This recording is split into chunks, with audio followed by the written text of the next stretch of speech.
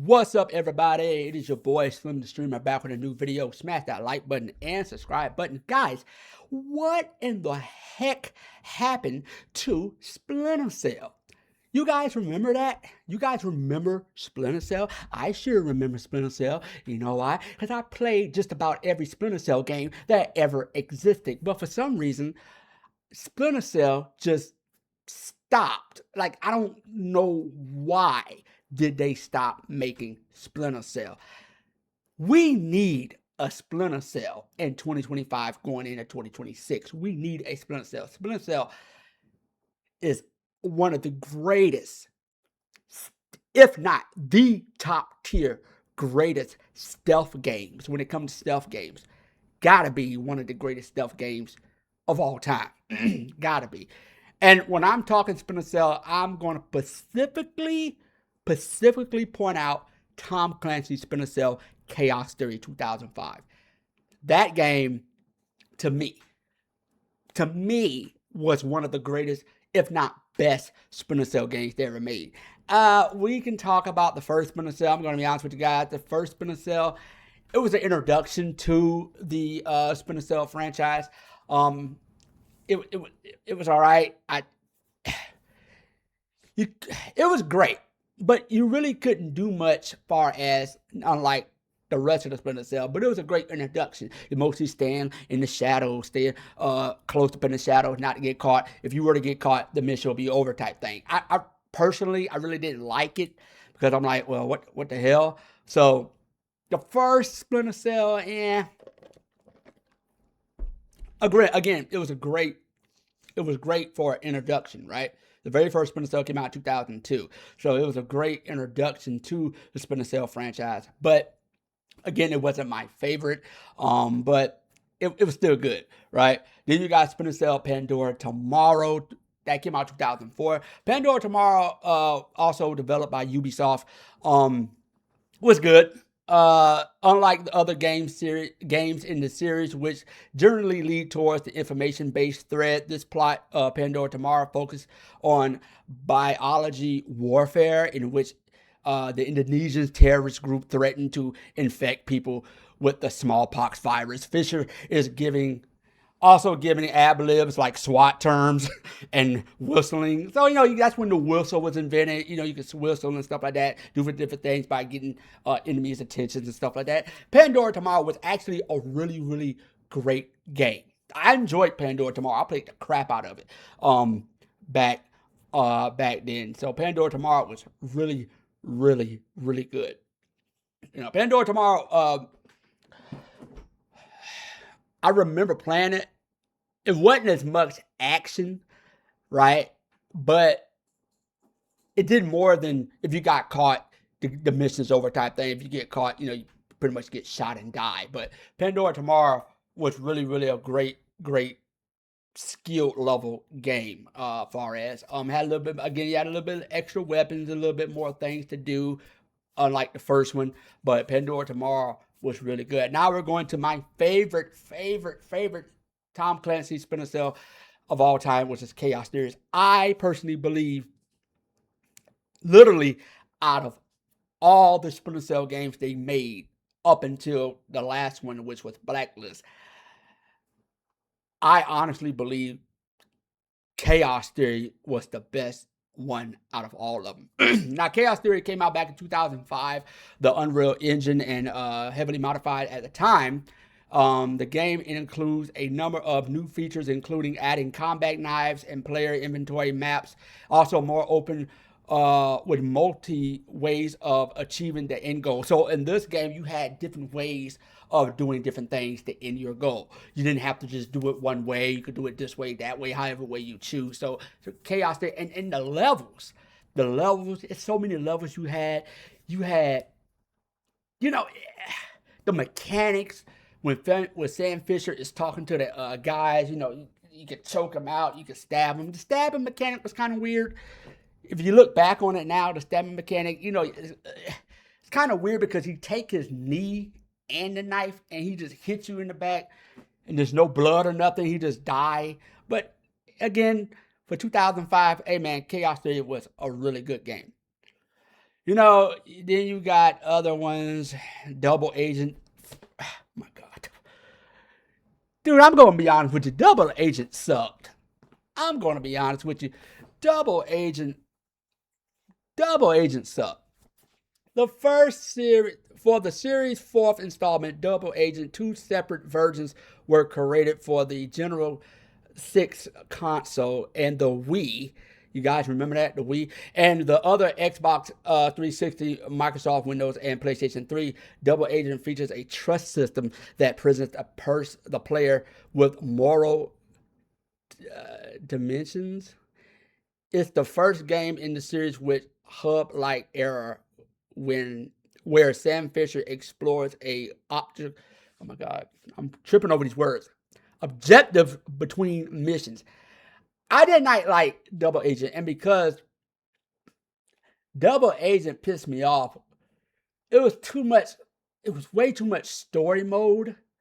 Especially when you're in the the little agent room, and you had to break out and go sneak through the room to go get documents, and you had to be back. I did not like Double Agent.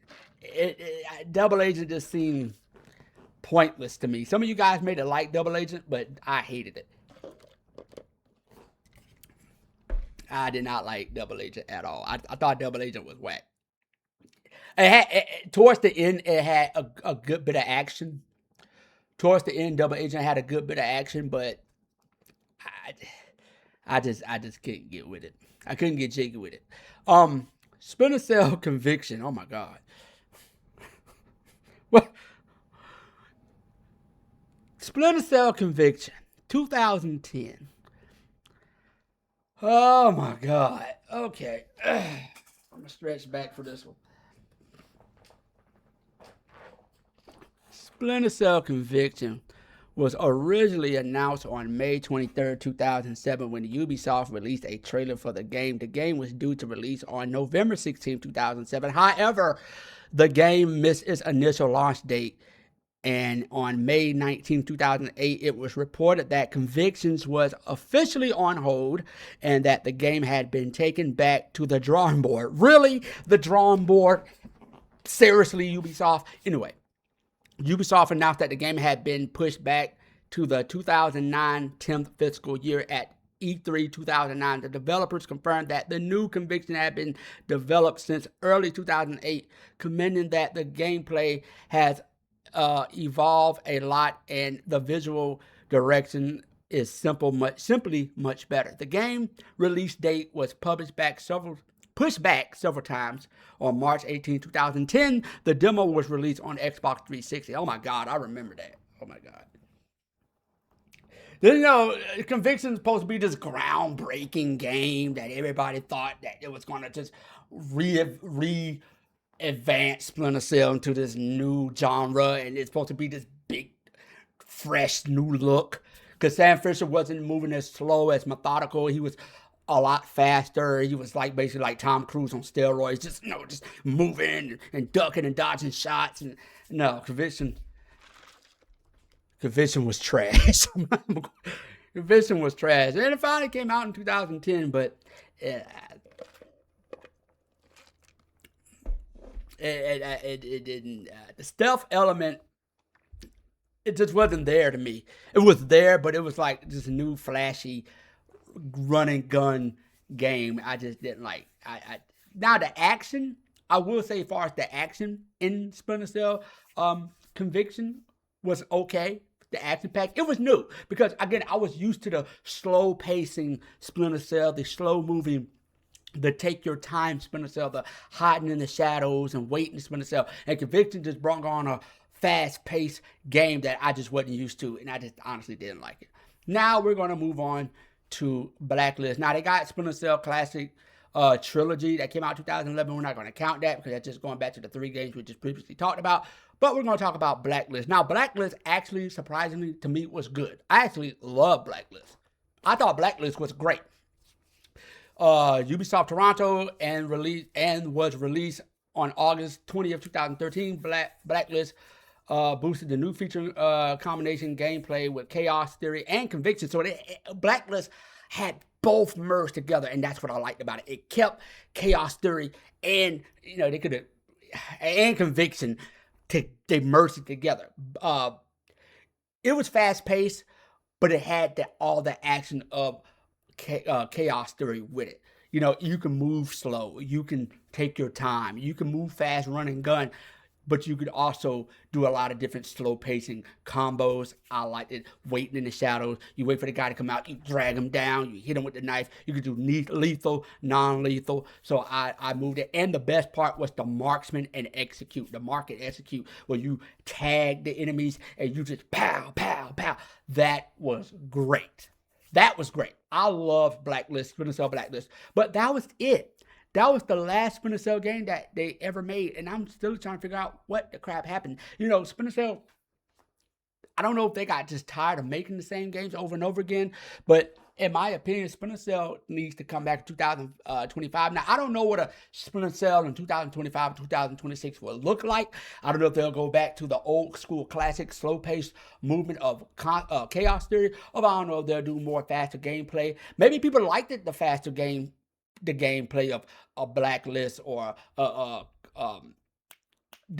Conviction. Some people liked it that. Maybe they didn't like the slow-paced movement. Some people didn't like taking their time and waiting the enemies to walk away so they can just walk through the room without being spotted. Some people don't like that. Some people like the fast-paced gun mechanic, and I can just run through the room and pow, pow, pow, pow, pow, feel like John Wick. Some people like that aspect. But I don't know what a Splinter Cell in 2025, 2026 will look like, but honestly, I think if they make it, I think it'll be well received. I will actually play it. Like, I wouldn't take a dump on it at all. Like, I think I would be very grateful for a new Splinter Cell in today's time, because I think that's what we need. I think that's what we're missing in games today. Yeah, you got games like Hitman, and stuff like that, but even Hitman and stuff, those type of other stealth games aren't Splinter Cell. You know what I mean? Hitman's okay. It's great. You could do stealth in Hitman, but when I'm talking based on just stealth, that mysterious person, that mysteriousness of Splinter Cell, you just have to make a brand new Splinter Cell for 2025. But let me know what you guys think. What is your best Splinter Cell game? What would you think that Splinter Cell would look like in 2025 going into 2026? Do we need a Splinter Cell in 2025 going into 2026, or you don't really care? Let me know in the comments. You can tell me to F off all you care. It's your boy Slim the Streamer, and I'll catch you guys in the next video. Peace.